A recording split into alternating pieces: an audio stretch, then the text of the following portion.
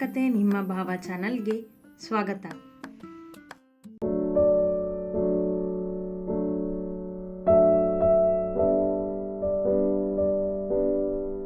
ರಾಜ ಎನ್ನುವ ರೌಡಿ ಪೂರ್ಣಳ ಅಂಗಡಿಗೆ ಬಂದಿದ್ದು, ಅವಳ ಅಂಗಡಿಯಲ್ಲಿದ್ದ ಸ್ವೀಟ್ಸ್ ಎಲ್ಲವನ್ನೂ ನೆಲಕ್ಕೆ ಚೆಲ್ಲಿದ್ದರ ದೃಶ್ಯ ಪಕ್ಕದ ಅಂಗಡಿಯ CCTV ರೆಕಾರ್ಡ್ನಲ್ಲಿ ಸೆರೆಯಾಗಿತ್ತು. ಅದನ್ನು ತನ್ನ ಲ್ಯಾಪ್ಟಾಪ್ನಲ್ಲಿ ಕುಳಿತು ನೋಡುತ್ತಿದ್ದ ಭಾರ್ಗವನಿಗೆ ಅದೆಲ್ಲ ನಡೆದಿದ್ದು ಏಕೆಂದು ಅರ್ಥವಾಗಿರಲಿಲ್ಲ. ಆದರೆ ಕೋಪ ಮಾತ್ರ ಈಗ ಆ ರೌಡಿಯ ಮೇಲೆ ತಿರುಗಿತ್ತು. ಕಂಟಿ, ಯಾರು ಇವನು? ಕೇಳಿದ ಲ್ಯಾಪ್ಟಾಪ್ನಲ್ಲಿದ್ದ ರಾಜನ ಮುಖವನ್ನು ಜೂಮ್ ಮಾಡಿ ನೋಡುತ್ತಾ. ಅಣ್ಣ, ಅವನು ರಾಜ ಅಂತ, ಒಬ್ಬ ಸಣ್ಣ ರೌಡಿ ಅಣ್ಣ. ಎಲ್ರಿಗೂ ಹೀಗೆ ತೊಂದರೆ ಕೊಟ್ಕೊಂಡು ಹಣ ವಸೂಲಿ ಮಾಡಿಕೊಂಡು ಓಡಾಡ್ತಾನೆ ಆ ಏರಿಯಾದಲ್ಲಿ. ಮಾಹಿತಿ ಕಲೆ ಹಾಕಿ ತಂದಿದ್ದ ಕಂಟಿ ಒಪ್ಪಿಸಿದ. ಇವನು ಸಣ್ಣ ರೌಡಿನೋ ದೊಡ್ಡ ರೌಡಿನೋ, ಆದರೆ ಈ ಮೈಸೂರಿನ ಕಿಂಗ್ ಭಾರ್ಗವ್ ಶರ್ಮಾ ಇಲ್ಲಿರಬೇಕಾದ್ರೆ ಇವನಿಗೆ ಧೈರ್ಯ ಆದರೂ ಹೇಗೆ ಬಂತು ಇದನ್ನೆಲ್ಲ ಮಾಡೋದಕ್ಕೆ? ಅದರಲ್ಲೂ ಆ ಶುಗರ್ಲೆಸ್ ಪೂರ್ಣ ಇವನು ಮಾಡಿರೋ ತಪ್ಪನ್ನು ತಂದು ನನ್ನ ತಲೆಗೆ ಕಟ್ತಾಳೆ ಅಂದರೆ ಅವಳಿಗಾದರೂ ಎಷ್ಟು ಧೈರ್ಯ ಇರಬೇಕು ಎಂದವ ಗಂಭೀರವಾಗಿಯೇ ಇದ್ದ. ತನ್ನ ತಪ್ಪನ್ನೇ ಒಪ್ಪಿಕೊಳ್ಳದವ ಅವ.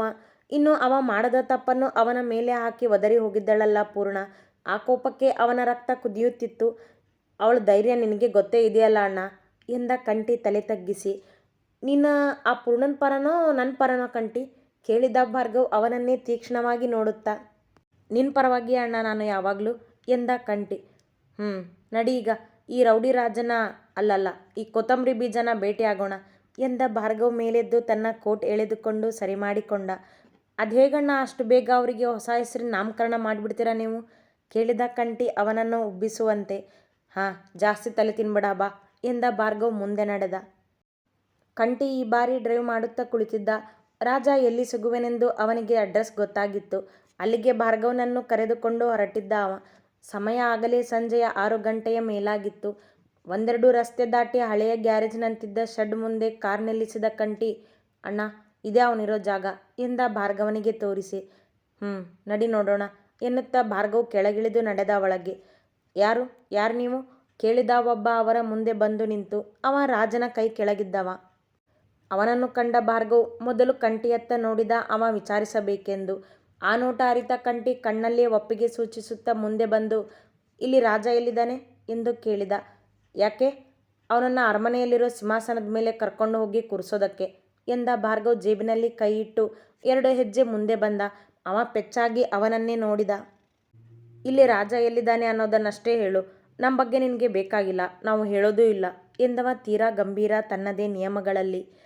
ರಾಜ ಅಣ್ಣ ಒಳಗಡೆ ಇದ್ದಾರೆ, ಕರಿತೀನಿ ಇರಿ ಎಂದವ ಒಳ ಹೋಗಿ ನಿಮಿಷದಲ್ಲಿ ಆ ರೌಡಿ ರಾಜನ ಜೊತೆ ಬಂದ. ಯಾರು ನೀನು? ಕೇಳಿದ ರಾಜ ಮುಂದೆ ಬಂದು ನಿಂತು. ನನ್ನನ್ನೇ ನೀನು ಅನ್ನೋ ಅಷ್ಟು ಧೈರ್ಯನ ನಿನಗೆ? ಅವನನ್ನೇ ಕೋಪದಿಂದ ನೋಡುತ್ತಾ ಕೇಳಿದ ಭಾರ್ಗವನ ಕೋಪ ಆಗಲೇ ಮಿತಿಮೀರಿತ್ತು. ಅವನ ಮಾತಿಗೆ ಕೋಪಗೊಂಡ ರಾಜ, ಯಾರೋ ನೀನು ಎಂದನಷ್ಟೇ. ಮುಷ್ಟಿ ಕಟ್ಟಿ ಅವನ ಮುಖಕ್ಕೆ ಗುದ್ದಿಯೇ ಬಿಟ್ಟ ಭಾರ್ಗವ್. ಎಳೆಯಷ್ಟು ತಾಳ್ಮೆಯೇ ಇಲ್ಲದವ. ಎಂದು ಚೀರಿದವ ತನ್ನ ಮೂಗು ಹಿಡಿದು ಕೈಗಳನ್ನು ನೋಡಿದ. ಆಗಲೇ ರಕ್ತ ಚಿಮ್ಮಿತ್ತು. ಆ ರಕ್ತ ಕಂಡ ರಾಜ ತಕ್ಷಣ ಭಾರ್ಗವನಿಗೆ ಹೊಡೆಯಲು ಕೈ ಎತ್ತಿದ. ಅವನ ಕೈ ಹಿಡಿದು ತಡೆದ ಭಾರ್ಗವ್ ಅವನ ಹೊಟ್ಟೆಗೆ ಜೋರಾಗಿ ಗುದ್ದಿ ಅವನ ಕೈ ತಿರುವಿ ಅವನ ಬೆನ್ನಿಗೆ ಕಾಲಿನಿಂದ ಒದ್ದು ಬಿಟ್ಟ.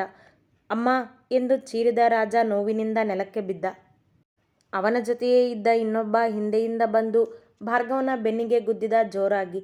ಆ ಹೊಡೆತ ವಜ್ರದಂಥ ಭಾರ್ಗವನ ದೇಹಕ್ಕೆ ಸಣ್ಣ ಕೋಲಿನ ಪೆಟ್ಟಷ್ಟೇ. ಹಿಂದೆ ತಿರುಗಿ ಅವನನ್ನೇ ನೋಡಿದ ಭಾರ್ಗವ್ ತನ್ನ ಕೋಟ್ ಬಿಚ್ಚಿ ಕಂಟಿಯ ಕೈಗಿಟ್ಟ. ಕಂಟಿಗೆ ಹೆದರುವ ಅವಶ್ಯಕತೆಯೇ ಇಲ್ಲ. ಅವನಿಗೆ ಗೊತ್ತು, ಕೋಪ ಬಂದರೆ ಭಾರ್ಗವ್ ರಾಕ್ಷಸನೆಂದು. ಇನ್ನು ಹೊಡೆದಾಟಕ್ಕೆ ನಿಂತರೆ ಎದುರಿಗಿದ್ದವರ ಕೈಕಾಲು ಮುರಿಯದೆ ಬಿಡುವವನಲ್ಲವೆಂದು ಕಣ್ಣಾರೆ ಕಂಡವನವ. ಹಾಗಾಗಿ ಕೋಟ್ ಹಿಡಿದು ನಿಂತಲ್ಲಿಯೇ ನಿಂತ. ತನ್ನ ಬೆನ್ನಿಗೆ ಗುದ್ದಿದವನ ಮುಂದೆ 2 ಹೆಜ್ಜೆ ಇಟ್ಟು ಅವನ ಕೊರಳಪಟ್ಟಿ ಹಿಡಿದೆಳೆದು ಅವನ ಹೊಟ್ಟೆಗೆ ಜೋರಾಗಿ ಗುದ್ದಿದ ಭಾರ್ಗವ್. ಅವನ ಆ ಹೊಡೆತಕ್ಕೆ ಚೀರಿದವ ಹೊಟ್ಟೆ ಹಿಡಿದು ಹಿಂದೆ ಬಿದ್ದು ಬಿಟ್ಟ. ಅವ ಮತ್ತೆ ಏಳುವುದಿಲ್ಲ ಎಂದು ಗೊತ್ತಾದ ಭಾರ್ಗವ್ ಇತ್ತ ಹೊಟ್ಟೆ ಹಿಡಿದು ಬಿದ್ದಿದ್ದ ರಾಜನ ಬಳಿ ಬಂದು ಅವನ ಕೊರಳಪಟ್ಟಿ ಹಿಡಿದು ಮೇಲೆತ್ತಿದವನೇ, ಆ ಸ್ವೀಟ್ ಅಂಗಡಿಯಲ್ಲಿ ಯಾಕೆ ಆ ಥರ ಸ್ವೀಟ್ ಎಲ್ಲ ಚೆಲ್ಲಿ ಹಾಳು ಮಾಡಿದೆ ಎಂದು ಕೇಳಿದವನ ಧ್ವನಿ ಕಂಚಿನಂತೆ. ಅವ ಮಾತನಾಡಲಿಲ್ಲ. ಹೇಳು ಅಬ್ಬರಿಸಿದ. ಅವನ ಧ್ವನಿಗೆ ಹೆದರಿದ ಆತ, ಅದು ಸ್ವೀಟ್ ತಗೊಂಡಿದ್ದಕ್ಕೆ ಆ ಹುಡುಗಿ ನನ್ನನ್ನು ದುಡ್ಡು ಕೇಳಿದ್ಲು, ಅದಕ್ಕೆ ಕೋಪ ಬಂದು ಆ ಥರ ಎಲ್ಲ ಎಂದವನ ಕೆನ್ನೆಗೆ ಜೋರಾಗಿ ಬಾರಿಸಿಬಿಟ್ಟ. ಭಾರ್ಗವನ ಕೈ ಬೆರಳುಗಳು ಅಚ್ಚೊತ್ತಿದವು ಅವನ ಕೆನ್ನೆಯ ಮೇಲೆ. ಸ್ವೀಟ್ ತಿಂದಮೇಲೆ ದುಡ್ಡು ಕೇಳೋದು ತಪ್ಪ ನಿನಗೆ? ಅವನನ್ನೇ ನೋಡುತ್ತಾ ಕೇಳಿದವನ ಕಣ್ಣುಗಳು ನರಸಿಂಹನ ಕೋಪವನ್ನೇ ತೋರುವಂತಿದ್ದವು. ಮತ್ತೆ ಮಾತನಾಡದೆ ಅವನ ಕೆನ್ನೆಗೆ ಮತ್ತೆರಡು ಬಾರಿಸಿ ಅವನನ್ನು ಕೆಳಗೆ ಬೀಳಿಸಿ ಬೂಟುಗಾಲಿನಿಂದ ಅವನ ಹೊಟ್ಟೆಗೆ ಗುದ್ದಿ ಚೆನ್ನಾಗಿ ತುಳಿದೇ ಬಿಟ್ಟ ಭಾರ್ಗವ್ ಅವನನ್ನು. ಅಣ್ಣ ಸಾಕು ಅಣ್ಣ ಎಂದು ಕಂಟಿ ಬಂದು ತಡೆದಾಗಲೇ ಅವನನ್ನು ಬಿಟ್ಟಿದ್ದು. ನಡಿಯೋ, ಇದೇ ಸತ್ಯನಾ ಅವಳ ಮುಂದೆ ಹೇಳು ಎಂದ ಭಾರ್ಗವ್ ಅವನನ್ನೆಳೆದು ಕಾರಿನಲ್ಲಿ ಹಾಕಿ ಪೂರ್ಣಳ ಅಂಗಡಿಯತ್ತ ನಡೆದ. ಆ ರೌಡಿ ನೆಲಕ್ಕೆ ಚೆಲ್ಲಿ ಹಾಳು ಮಾಡಿದ್ದ ಸ್ವೀಟ್ ಎಲ್ಲವನ್ನೂ ಕಸದ ತೊಟ್ಟಿಗೆ ಹಾಕಿ ಅಂಗಡಿ ಸ್ವಚ್ಛ ಮಾಡಿದ್ದ ಪೂರ್ಣ ಇನ್ನೇನು ಅಂಗಡಿಯ ಬಾಗಿಲು ಹಾಕುವವಳಿದ್ದಳು. ಅವಳು ಊಹೆಯೇ ಮಾಡದಂತೆ ದೊಪ್ಪೆಂದು ಬಂದು ಬಿದ್ದ ಆ ರೌಡಿ ರಾಜ ಅವಳ ಅಂಗಡಿಯ ಒಳಗೆ. ಒಳಗಡೆ ಇದ್ದ ಪೂರ್ಣ ಆದ ಸಪ್ಪಳಕ್ಕೆ ಹೆದರಿ ತಕ್ಷಣ ಹೊರ ಓಡಿ ಬಂದು ನೋಡಿದಳು. ಭಾರ್ಗವನ ಹೊಡೆತದಿಂದ ಜಜ್ಜೆ ಹೋಗಿದ್ದ ರಾಜ ಅವಳ ಕಾಲಿನ ಮುಂದೆ ಬಿದ್ದಿದ್ದರೆ ಅವನನ್ನು ಹೊಡೆದು ತಂದಿದ್ದ ಭಾರ್ಗವ್ ಸೊಂಟದ ಮೇಲೆ ಕೈ ಇಟ್ಟು ನಿಂತಿದ್ದ ಬಾಗಿಲಲ್ಲಿ ಯಮನಂತೆ. ಅವ ತೊಟ್ಟಿದ್ದ ಪಿಸ್ತಾ ಬಣ್ಣದ ಶರ್ಟ್ ಅಲ್ಲಲ್ಲಿ ಧೂಳು ಮೆತ್ತಿ ಕಲೆಯಾಗಿತ್ತು. ತೊಟ್ಟಿದ್ದ ಬ್ಲೇಸರಿನ ಒಂದು ಬಟನ್ ಕಿತ್ತಿತ್ತು. ಎದೆಯ ಮೇಲೆ ಬೆವರಿನ ಹನಿಗಳು ಸಾಲುಗಟ್ಟಿದ್ದವು. ಅವನ ಅಂದದ ಹೇರ್ ಸ್ಟೈಲ್ ಹದಗೆಟ್ಟಿತ್ತು. ಮುಖ ಪೂರ್ತಿ ಬೆವರಿ ಕೋಪ ಅವನ ಮೊಗವನ್ನು ಆವರಿಸಿತ್ತು. ಅವನ ಆ ಅವಸ್ಥೆ ನೋಡಿದ ಪೂರ್ಣಳಿಗೆ ಏನೊಂದು ಅರ್ಥವಾಗಲಿಲ್ಲ. ಇವನನ್ನ ಯಾಕೆ ಕರ್ಕೊಂಡು ಬಂದಿದ್ಯಾ? ಮತ್ತೆ ಏನು ಮಾಡೋದಕ್ಕೆ ಬಂದಿದ್ಯಾ ನೀನಿಲ್ಲಿ? ಕೊಂಚ ಧ್ವನಿ ಏರಿಸಿ ಕೇಳಿದಳು. ಏಯ್ ಶುಗರ್ಲೆಸ್! ಚೀರಿದ ಅವ ತನ್ನ ರೂಢಿಯಂತೆ ಹೆದರದೆ ಅವನನ್ನೇ ದಿಟ್ಟಿಸಿದಳು ಪೂರ್ಣ. ನಿನ್ನ ಅಂಗಡಿ ಸ್ವೀಟ್ಸ್ನ ಎಲ್ಲ ಹಾಳು ಮಾಡಿದ್ದು ಇವನೇ ಅಲ್ವಾ? ಆದರೆ ಆ ತಪ್ಪನ ನೀನು ಹೊರಿಸಿದ್ದು ನನ್ನ ಮೇಲೆ. ಈಗ ಅವನ ಬಾಯಿಂದನೇ ಸತ್ಯ ಏನು ಅಂತ ಕೇಳು. ಅವಳನ್ನೇ ದಿಟ್ಟಿಸಿ ಮಾತನಾಡಿದವನ ಮಾತುಗಳು ಕತ್ತಿಯಂತೆ ಮೊನಚು. ಅವನ ಮಾತಿಗೆ ಪೂರ್ಣ ಏಳಲಾಗದೆ ಬಿದ್ದಿದ್ದ ಆ ರೌಡಿಯನ್ನು ನೋಡಿದಳು. ಏಯ್ ರೌಡಿ ರಾಜ, ಹೇಳೋ ಅವಳಿಗೆ ನಿನ್ನನ್ನು ಈ ಅಂಗಡಿಗೆ ಕಳಿಸಿದ್ದು ನಾನಲ್ಲ ಅಂತ ಎಂದವ ಮುಂದೆ ಬಂದು ಅವನ ಮೊಣಕಾಲಿನ ಮೇಲೆ ಜೋರಾಗಿ ತನ್ನ ಕಾಲಿಟ್ಟ. ಅಮ್ಮ ಎಂದನವ ನೋವಿಗೆ. ಅವನ ನೋವಿನ ಧ್ವನಿಗೆ ಪೂರ್ಣ ಮುಖ ಕಿವುಚಿದಳು. ತಾಯಿ, ನನ್ನನ್ನು ನಿನ್ನ ಅಂಗಡಿಗೆ ಕಳಿಸಿದ್ದು ಇವರಲ್ಲ ತಾಯಿ, ನಾನೇ ಬಂದಿದ್ದು. ನಿನ್ನ ಅಂಗಡಿಗೆ ಬಂದಿದ್ದಕ್ಕೆ, ನಿನ್ನ ಅಂಗಡಿ ಸ್ವೀಟ್ಸ್ ಎಲ್ಲ ಚೆಲ್ಲಿದ್ದಕ್ಕೆ ನನ್ನನ್ನು ಕ್ಷಮಿಸ್ಬಿಡು ತಾಯಿ, ನನ್ನಿಂದ ತಪ್ಪಾಯಿತು. ನರಳು ಧ್ವನಿಯಲ್ಲಿ ಕೈ ಮುಗಿದು ಕ್ಷಮೆ ಕೇಳಿದವ ಭಾರ್ಗವನ ಹೊಡೆತಕ್ಕೆ ಆಗಲೇ ನಿಶ್ಶಕ್ತನಾಗಿದ್ದ. ಎನ್ನುತ್ತಾ ಅವನ ಕಾಲಿನ ಮೇಲಿದ್ದ ತನ್ನ ಕಾಲು ತೆಗೆದು ಪೂರ್ಣಳ ಮುಂದೆ ಬಂದ ಭಾರ್ಗವ್. ಈಗ ಅರ್ಥ ಆಯ್ತಾ ಇದಕ್ಕೆಲ್ಲ ಕಾರಣ ನಾನಲ್ಲ ಅಂತ, ಮಿಸ್ ಪೂರ್ಣ ಮಹೇಶ್ವರಿ ಎಂದವನ ಕಂಠ ಗುಡುಗಿನಂತೆ. ಅವನ ನೋಟ ಅವಳತ್ತ ಸಿಡಿಲಿನಲ್ಲಿ ಬರುವ ಮಿಂಚಂತೆ. ಪೂರ್ಣ ಮಾತನಾಡದೆ ನಿಂತಳು, ಅವನನ್ನೇ ಹುಬ್ಬು ಗಂಟಿಕ್ಕಿ ನೋಡುತ್ತಾ. ದುಪ್ಪಟ್ಟದ ತುದಿ ಅವಳ ಕೈಬೆರಳುಗಳಲ್ಲಿ ಸುರುಳಿ ಹೊಡೆಯುತ್ತಿತ್ತು. ಕೆಳಗೆ ಬಿದ್ದಿದ್ದ ಆ ರೌಡಿಯ ಕೊರಳು ಹಿಡಿದು ಮೇಲೆಬ್ಬಿಸಿದವ. ಏಯ್ ರಾಜ, ಈ ಶುಗರ್ಲೆಸ್ ಸ್ವೀಟ್ ಅಂಗಡಿಗೆ ಎಷ್ಟು ಲಾಸ್ ಆಗಿದೆಯೋ ಅಷ್ಟು ಹಣನ ಅವಳಿಗೆ ನಾಳೆನೇ ತಂದು ಕೊಡ್ಬೇಕು ನೀನು ಎಂದ.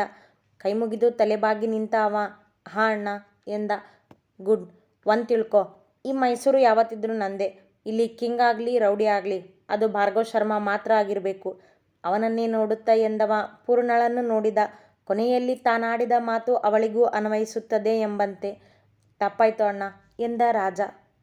ನಡಿ ಇಲ್ಲಿಂದ ಎಂದ ಭಾರ್ಗವ್ ಹಿಡಿದಿದ್ದ ಅವನ ಕೊರಳಪಟ್ಟಿ ಬಿಟ್ಟು ದೂಡಿದ ಅವನನ್ನು ಹೊರಗೆ. ಅವ ನಡೆದ ಅಲ್ಲಿಂದ. ಎಸ್ ಮಿಸ್ ಶುಗರ್ಲೆಸ್ ಅವಳನ್ನೇ ನೋಡುತ್ತಾ ಎಂದವ ತನ್ನ ಜೇಬಿನಲ್ಲಿ ಕೈಯಿಟ್ಟು ನಿಂತ. ಮತ್ತೆ ಅವಳ ಮೊಣಕೈಗಾದ ಗಾಯ ಆಗ ಕಣ್ಣಿಗೆ ಬಿದ್ದಿತು. ಕೈಗೆ ಗಾಯ ಎಲ್ಲಾಗಿದೆ ಎಂದ ಸಹಜತೆಗೆ ಮರಳಿ. ಗಾಯ ನೋಡಿ ಸುಮ್ಮನೆ ನಿಂತಳು ಹುಡುಗಿ. ತಪ್ಪು ತನ್ನಿಂದ ಆಗಿತ್ತಲ್ಲವೇ? ಏನು ಮಾತನಾಡಬೇಕೆಂದು ತಿಳಿಯಲಿಲ್ಲ ಅವಳಿಗೆ. ಯಾಕೆ ಸುಮ್ಮನಿದ್ಯಾ?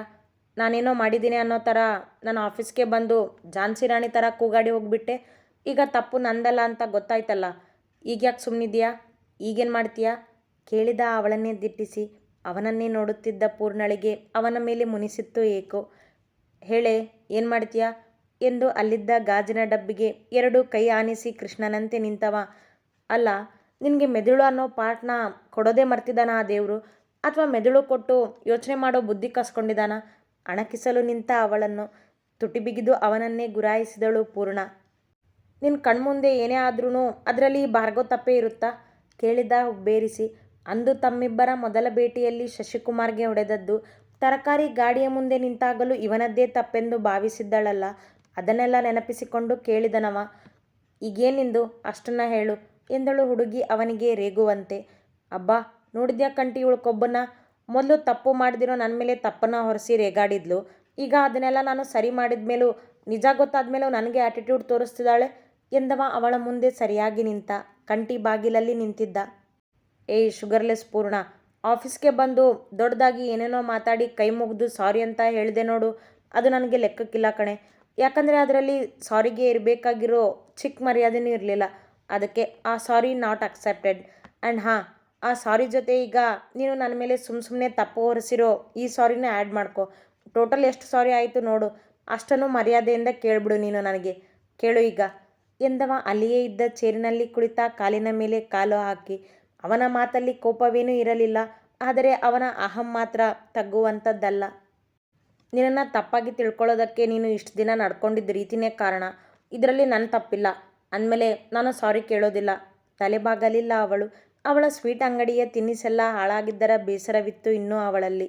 ಅದರ ಜೊತೆಗೆ ಇವಾಗ ಕ್ಷಮೆ ಕೇಳು ಎಂದಿದ್ದು ಏಕೋ ಕಿರಿಕಿರಿ ಎನ್ನಿಸಿ ಸಿಟ್ಟೇರಿತವಳಿಗೆ. ಇದೇ ಸೊಕ್ಕನೆ ಕಡೆ ನಾನು ಮುರಿಬೇಕು ಅಂದ್ಕೊಂಡಿರೋದು. ಅದನ್ನು ನಾನು ಮುರಿದೇ ಇರೋದಿಲ್ಲ, ನೋಡ್ತಿರು ಗಟ್ಟಿಯಾಗಿ ಎಂದವ ಮೇಲೆದ್ದ. ನೋಡು ಮತ್ತದೇ ಆಟಿಟ್ಯೂಡ್ ನಿಂದು ಎಂದಳು ಅವನ ಮುಂದೆ ಬಂದು. ಅವಳ ಊದಿಕೊಂಡ ಮುಖ ಕಂಡವ 2 ಹೆಜ್ಜೆ ಅವಳ ಸನಿಹ ಬಂದು ನಿಂತವನೇ. ಹೌದು, ಆಟಿಟ್ಯೂಡ್ ಇದೆ ನನಗೆ, ಇನ್ನೂ ಜಾಸ್ತಿನೇ ಇದೆ. ತೋರಿಸ್ಲಾ ಎಷ್ಟಿದೆ ಅಂತ ಎಂದ ಅವಳ ಮುಖದತ್ತ ಬಾಗಿ. ಅವನನ್ನೇ ಕೆಕ್ಕರಿಸಿ ನೋಡಿದಳು ಪೂರ್ಣ. ಹಿಂದೆ ಸರಿದವ. ಈ ಭಾರ್ಗವನ ಜೊತೆ ಆಟ ಆಡ್ಬಿಡ ಪೂರ್ಣ. ನೀನು ಊಹೆ ಮಾಡದಿರೋ ಅಷ್ಟು ಕೆಟ್ಟವನು. ನೀನು ಅಂದ್ಕೊಂಡಿರೋದಕ್ಕಿಂತ ಹೆಚ್ಚು ಅಹಂಕಾರ ಇದೆ ನನಗೆ. So be careful. ಎಚ್ಚರಿಕೆಯೋ ಮಾತೋ ಎಂದು ಹೊರಬಂದ. ಮೊದಲು ನೀನು ಸಾರಿ ಕೇಳೋವರೆಗೂ ನಾನು ಕೇಳೋದಿಲ್ಲ. ಬಾಗಿಲತ್ತ ಬಂದು ಅವನನ್ನೇ ನೋಡಿ ಎಂದಳು. ನೆಕ್ಸ್ಟ್ ಟೈಮ್ ಸಿಕ್ಕಾಗ ಕೇಳ್ತೀನಿ, ಕನಸು ಕಾಣು. ಅವಳನ್ನು ಕಾಡಲು ಅವಳತ್ತ ತಿರುಗಿ ನೋಡದೆ ಎಂದವ ಕಾರ್ ಹತ್ತಿ ಕುಳಿತ. ಕಂಠಿ ಕೂಡ ಹತ್ತಿ ಕುಳಿತುಕೊಳ್ಳುತ್ತಿದ್ದಂತೆ ಕಾರು ಚಲಿಸಿತು ಮುಂದೆ. ಅವಳು ಮತ್ತೆ ಮಾತನಾಡದೆ ಅಂಗಡಿಯ ಬಾಗಿಲು ಹಾಕಿ ನಡೆದಳು ಮನೆಯತ್ತ. ಅತಿ ಹೆಚ್ಚಿನ ಕಥೆಗಳಿಗಾಗಿ ಹಿಂಬಾಲಿಸಿ ಪ್ರತಿಲಿಪಿ ಆ್ಯಪ್ನಲ್ಲಿ ಪ್ರತಿಮಾ SH ಅವರನ್ನು.